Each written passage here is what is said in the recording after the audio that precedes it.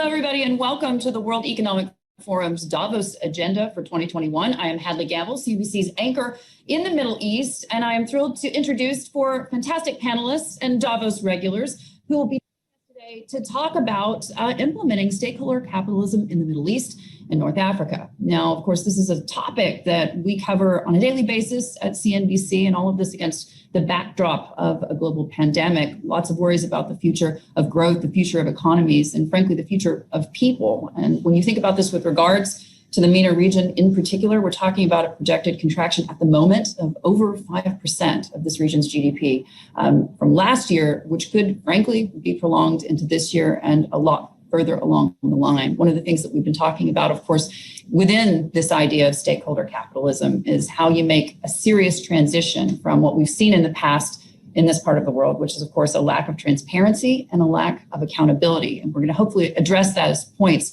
with our panelists today. I want to introduce them now. Her Excellency, Rania Al-Mashad, of course, the Minister of International Cooperation from Egypt. Rania, it's wonderful to have you with us on today's program. Alan Bajani, he's, of course, the CEO of Majid Al Futtaim Group, right here in the UAE. Mohammed Jaffer, he's the Chairman and Chief Executive Officer of Kuwaiti Danish Dairy. Thank you so much for joining us, Mohammed. And, of course, Badr Jaffer, he's the CEO of Crescent Enterprises here in the UAE as well. Panelists, welcome. It's fantastic to have you. Now, of course, we have a bit of an interesting program today. Half of this session will be available to the public, and then half of this section will be available for World Economic Forum members and stakeholders. I do want to mention that, of course, this session is associated with WEF's Regional Action Group, and all of the folks that are going to be speaking on these panels today are a part of that group. This is something, of course, that has been very, very dear to WEF's heart in terms of trying to build on what the community can do in terms of the business sector and the public sector to frankly make the world a better place and make businesses accountable for not just shareholders, of course, but the stakeholders as well, and really broaden this out within the 7 principles of stakeholder capitalism. I want to kick off, though, in terms of talking about this. First, with our panelists, Her Excellency, Rania Al-Mashad. Your Excellency, I just want you to walk us through how you see this playing out with regards to the government, frankly, because as we say, transparency, accountability are key avenues and things that in this part of the world, having been out here for the last 12 years, oftentimes they've been, frankly, something that hasn't been addressed. How do you see this playing out with regards to the government? Thank you very much, Hadley. And I also want to commend the Davos and the Regional Action Group because it's been a fantastic way to put together some of the very important principles that all of us have been calling for. Since the beginning of the Regional Action Group meeting together, these 7 principles have been discussed in length. In our case, for the government of Egypt, if we take a look at the work we've been doing during 2020, during the pandemic and before, through our projects that focus on inclusivity, reforming the education system, digitalization, also looking at a green recovery, many of these principles are sort of intertwined in our work. So it was a very nice way to put it formally. And of course, what the pandemic has also taught us is that there's not a single entity, whether it's government by itself, private sector by itself, or citizens and civil society by themselves that have the answer. It's a collective effort, and that's why stakeholder capitalism in its essence is pushing for more collaboration. Everyone has a seat on the table so that we can find solutions to the global problems that affect us on a local basis. Alan, I'd love you to weigh in at this point and just talk to us a little bit about the stakeholder capitalism metrics. You were the first person to sign on to this idea. Why did you do that? Why was that important? And frankly, when we talk about that kind of accountability, when we talk about that kind of transparency, how close are we, do you think, in this part of the world to achieving that? Thank you, Hadley. I think in our case, I mean, yes, we signed up. I'm very happy to be part of this 61 companies and now 62 with Crescent that signed up to the stakeholder capitalism matrices. It is critical globally, but it's also critical for our region. And I'd like to focus on the situation in our part of the world. The question is not just about matrices, it's also about principle. moving from shareholder capitalism to stakeholder capitalism, which has been at the very early stage of the World Economic Forum in the very early 70s, and finally 50 years later, the repercussions of it continue to reverberate, and you've seen the Business Roundtable basically endorsing it, and now we are in a different situation in post-COVID. We continued in our part of the world, in my view, for too long to think about the fact that the business of business is business. And in reality, we have to change the mindset and really think about the global stakeholder ecosystem in order for us to be able to really drive basically the agenda forward, and be mindful of the threats and that we face and that we face globally, and we have a big role to play. And this is where I think what Excellence just said in terms of the commitment that we see from the public sector, from minds and policies in the public sector that really want to make a difference going forward. We have, as private sector, a big responsibility to meet them halfway, and also to make sure that we together are able to basically bend the steel and shape it in the right direction. Being aware of the importance of people, the environment, making sure that governance is at the center of what we do, and we are able to run our business in a sustainable way, as well as being mindful of the overall environment, that in this part of the world we are so blessed to have so many endowments in it that have been at the source of so much wealth and so much development, is something that puts on us an even greater responsibility. And this is why I'm very excited to see that actually we are joining this global effort, but also hopefully we will play kind of a role model there, and we will make others feel that this is possible. It is about transparency in our part of the world primarily. And I would say if there is one thing that we all have to try to do more of and encourage others to do more of, and I know everyone I'm preaching to converters on this panel, and most of the people that are listening to us, is actually transparency across the board.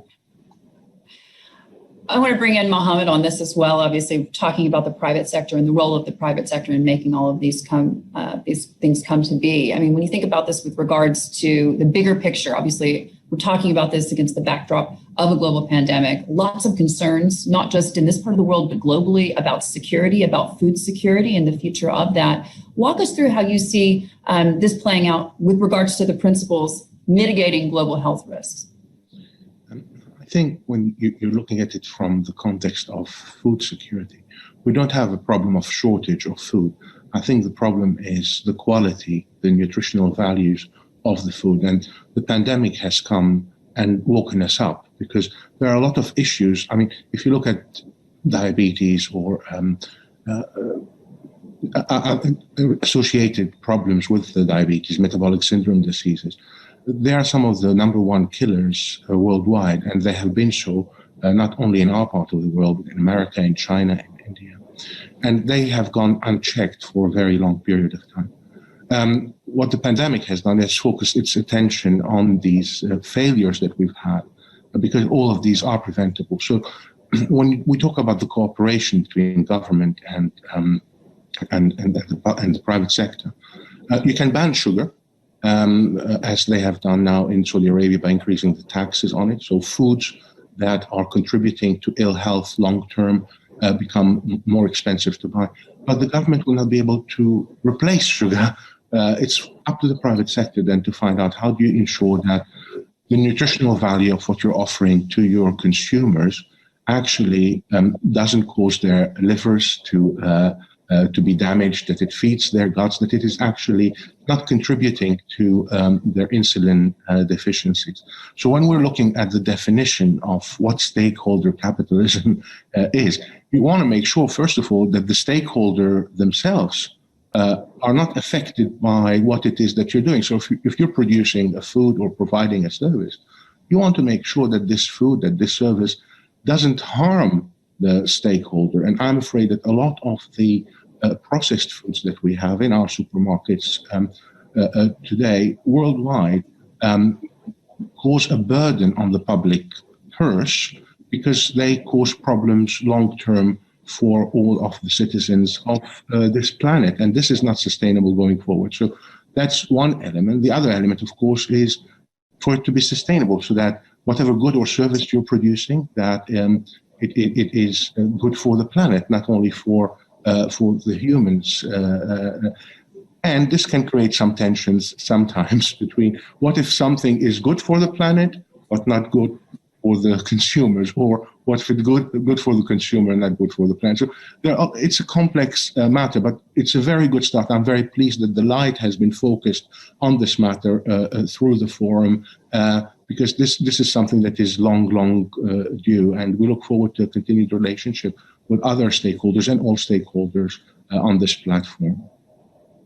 Absolutely. And I think it's interesting that you mentioned that we talk to folks like Larry Fink all the time about the idea that, at this point, his shareholders are expecting and demanding that a large portion of the things that they invest in and get involved in at the end of the day has to be user-friendly, if you will. I mean, sustainable investing is something that we talk about on CNBC on an ongoing basis. I want to bring in Badr on this one as well, in terms of the role that he feels that private sector leaders are going to need to play in shaping this more resilient and sustainable future. And Badr, I know this is something you and I have been talking about for about a decade, so there's no one better place really to talk about this, even though I have just dated myself. Thanks, Hadley. Always good speaking with you, and great to be with friends on this panel. Taking a step back, all these buzzwords, stakeholder capitalism, ESG, triple bottom line, they're all fundamentally expressions of sustainability. And to me, sustainability is not a destination or a finish line. It's a way of thinking and being, a compass point, if you will, for businesses and individuals towards balancing social, environmental, and economic factors in harmony with one another, because you need all three to make it work. So if we break these three things down in the context of the MENA region specifically, social sustainability can only be achieved if we create enough opportunities for our youth. It's estimated that more than 10% of working hours in the region were wiped out in 2020 due to COVID. That's the equivalent of 24 million full-time jobs lost. But we also must be careful, because a single-minded focus on job creation prevents us from seeing the true challenge and opportunity that lies ahead of us, which is instilling a strong sense of purpose and a feeling of belonging within our youth. The WEF's Global Risk Survey clearly highlights the youth disillusionment and erosion of social cohesion as critical threats to the world. Therefore, we urgently need to deploy all the tools at our disposal to strengthen the fabric of our local communities, including through things like community service and volunteerism. Now, on environmental sustainability, the Middle East is especially vulnerable to climate shocks and faces a host of environmental risks, such as water scarcity, high levels of pollution, and biodiversity loss. And as I said to someone a few days ago who argued that in a crisis, economic considerations trump everything else, if you really think the economy is more important than the environment, or even health for that matter, just try holding your breath while you count your money. And then, of course, there's economic sustainability. And for the MENA region, this depends on our ability to continue diversifying our economies and to properly embrace the seismic shifts taking place as a result of the fourth industrial revolution. The UAE, for example, has set clear national goals for a more sustainable future through numerous initiatives, including a focus, of course, on the digital economy, boosting SME participation, which is critical, and of course the UAE Energy Strategy 2050, which sets a target of 50% clean energy by 2050. Our own Crescent Group's evolution through Crescent Enterprises has mirrored this broader regional drive for diversification, and today over 70% of our group revenue comes from outside the energy sector. In fact, Crescent Enterprises is in the process of releasing our 10th annual sustainability report, integrating economic, social, environmental, and governance metrics across our 4 platforms. And we're glad to announce today that we're one of the first companies in the region to adopt and implement the WEF's stakeholder capitalism metrics, and of course are proud to do so.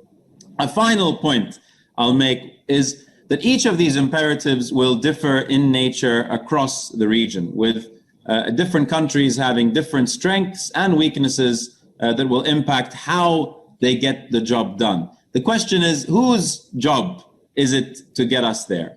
Well, as far as I'm concerned, the greatest multiplier to our problems is the belief that someone else will solve them. Every sector has an important role to play in this agenda, and we will fail if any one of us chooses to sit it out. Governments, businesses, the academic sector, media can all do more together than any one of us can do on our own. And we mustn't also make the mistake of forgetting people in this partnership model. We need feedback loops with the ultimate beneficiaries, our youth, so that the solutions that we're working towards are relevant and necessary for our societies. I want to pick up on a point that Badr just made, obviously, about each country is different, each society is different. I mean, at the end of the day, when you've got 100 million people that you have to figure out how to feed and, frankly, how to employ. Ron, you come in on this one because we're talking about, against the backdrop of this global pandemic, governments across the West printing more and more money and basically paying people to stay home. But that just doesn't work for every country. And in terms of what Egypt is doing, you've made so many strides with regards to solar and with regards to renewables, but at the same time, there's a heck of a long way to go. Well, thank you, Hadley. You mentioned in your opening remarks that there's a contraction of 5% in the region. Egypt grew this year above 2%, and expectations for 2021 is around 5%. And that comes against the backdrop of government starting on reforms very early on. So when 2020 hit with an unexpected shock of this magnitude, we were ready. We were ready by fiscal buffers, monetary and foreign exchange buffers, but even more importantly, with infrastructure on education, on social protection, on universal health insurance. All of this helped the country tremendously in weathering the impact. You mentioned the solar projects, and let me put here our mandate as Ministry of International Cooperation. We are Egypt's window to the international community when it comes to development partners, whether bilaterals or multilaterals, such as EBRD, IFC, the African Development Bank, and many of the projects that are related to infrastructure, on transportation, on sustainable cities, on housing, water desalination. All of those have been done with our international partners. And they have proven to be extremely important during the pandemic. You mentioned also transparency in your opening remarks. We just issued our annual report, and in that, for the first time, you find a very detailed accounting of all the projects that Egypt has engaged with the international community. Even in 2020, a very tough year, a challenging year with respect to liquidity, we were able to secure development financing of $10 billion, which speaks for the commitment of the government to push forward the various SDGs. Badr mentioned people at the core. Our global partnership narrative now has 3 Ps, people and projects and purpose, people at the core, projects in action, and purpose as the driver. When we talk about the 7 principles of stakeholder capitalism, in our work, we have been able to also map them, each one of them, to the various SDGs. And this is very, very important because citizens, civil society, private sector, and government all have to work together towards achieving the 2030 agenda, which is only 9 years away. And I find that through the cooperation that we have with our partners in the region and with the WEF, we will be able to push this message even stronger going forward. Whether it's messages of digitalization, gender equality, green recovery and environmental sustainability, pushing the private sector towards ESG as well, the government providing the regulatory environment for that. I think the silver lining in 2020 and around COVID has been a realization that all these principles are tangible, they're real, and they can be implemented and executed. Absolutely. And we just hit a significant milestone, frankly, for Egypt, 10 years after Tahrir. But I want to ask Alon to come in on this one because we talk so much about the government across the region and transparency, lack thereof, the need to do more, the need to get on the ball very, very quickly, specifically with regards to allowing for the private sector to really do its job in terms of regulations. Where are we with that today, in your view? Well, I think that the glass is half full. I think the half full part of the glass is primarily in the fact that the government now is much more aware of the importance of public-private partnerships, and I think we hear more and more a narrative about how to actually engage with the private sector, which I think is important. We have a much better, I would say, legislative framework across the region when it gets to engaging the private sector. But the reality, especially in the economies that matter the most, is that we still continue to see an inherent desire by the government or the public sector, let's say in general, to actually engage and have a more, I would say, directive role about growth that somehow comes across as competing with the private sector. I think the pie is big enough, and I definitely think that a more, I would say, engaging posture with the private sector will go a longer way in driving sustainable growth.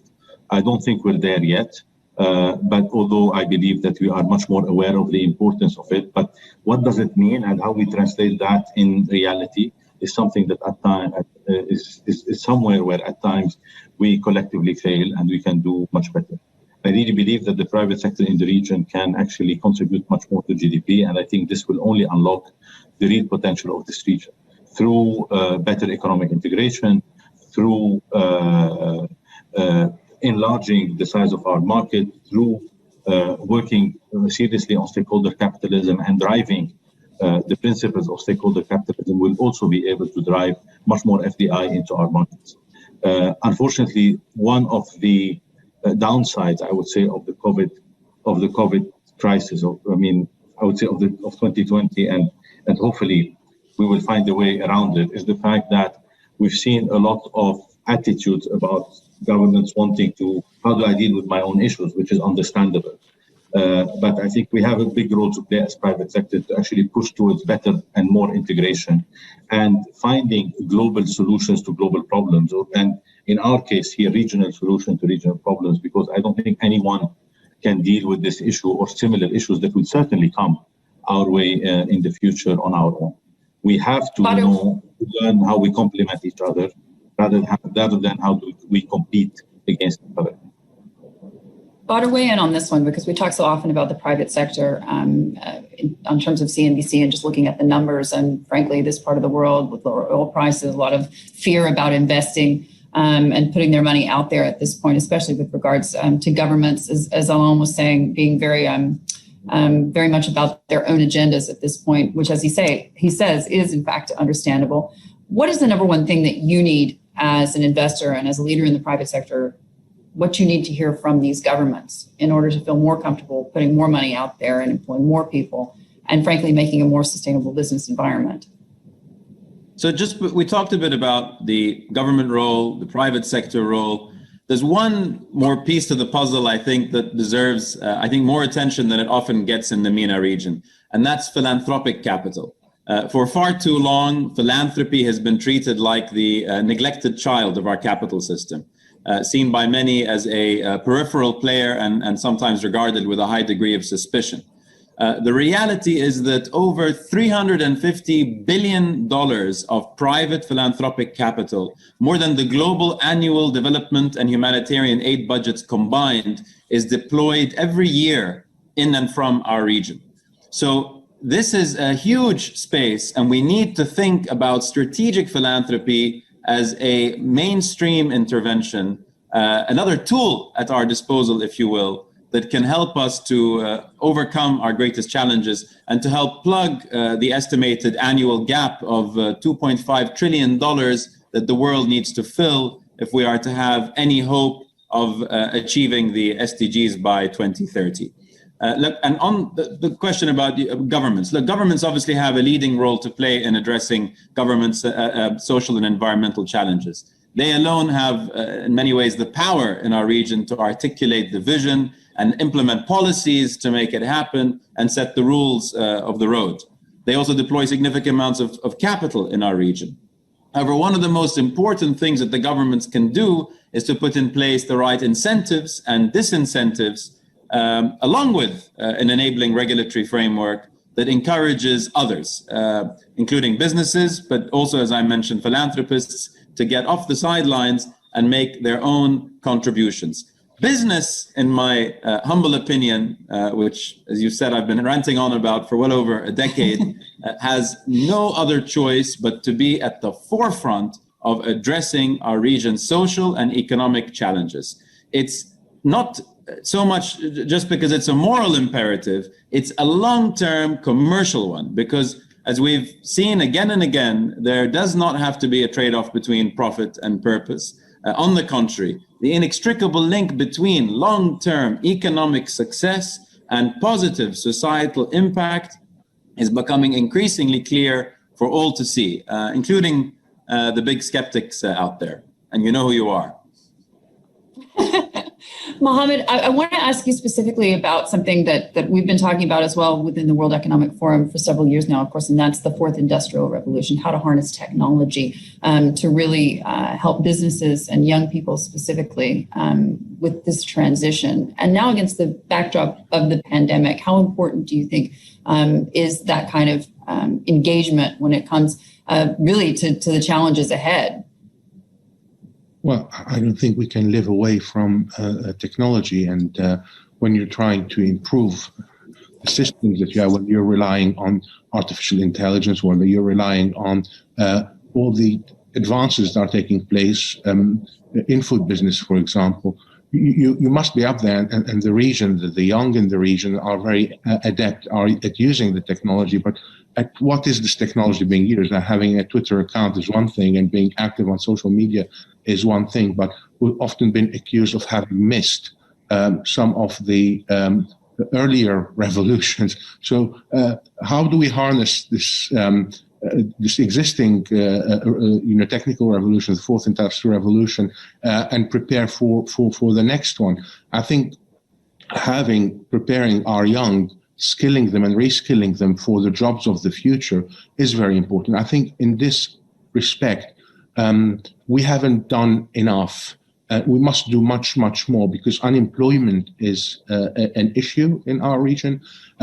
Youth unemployment is an issue, and matching the skills of the youth for the jobs of the future is another critical systemic failure that we have.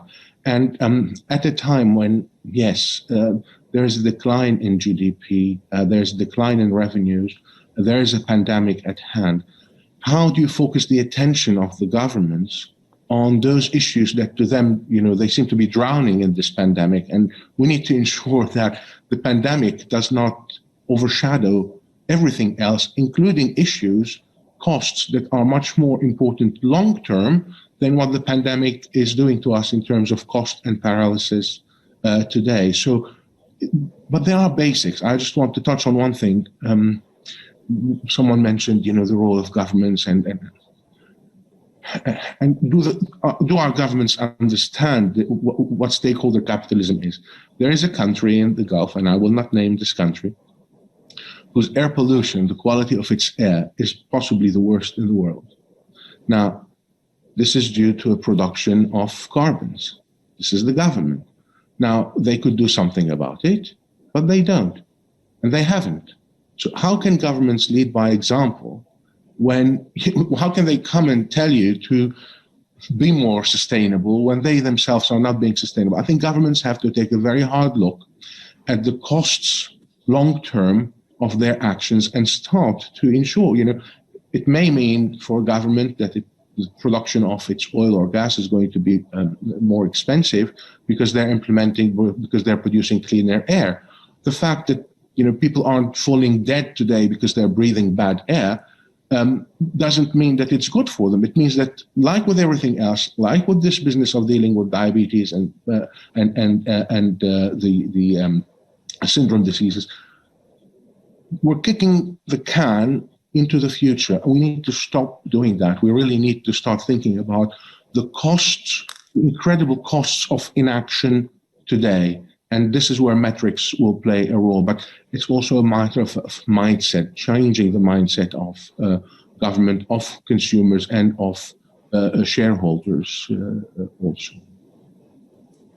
Guys, we're going to have to sit tight for a few minutes. I just want to thank you all very much for joining us. This is the end of the first section of this WEF program. So thank you all so much. If you would just sit tight, we're going to now migrate into the private session and stick with us. We'll be back in just a couple of minutes.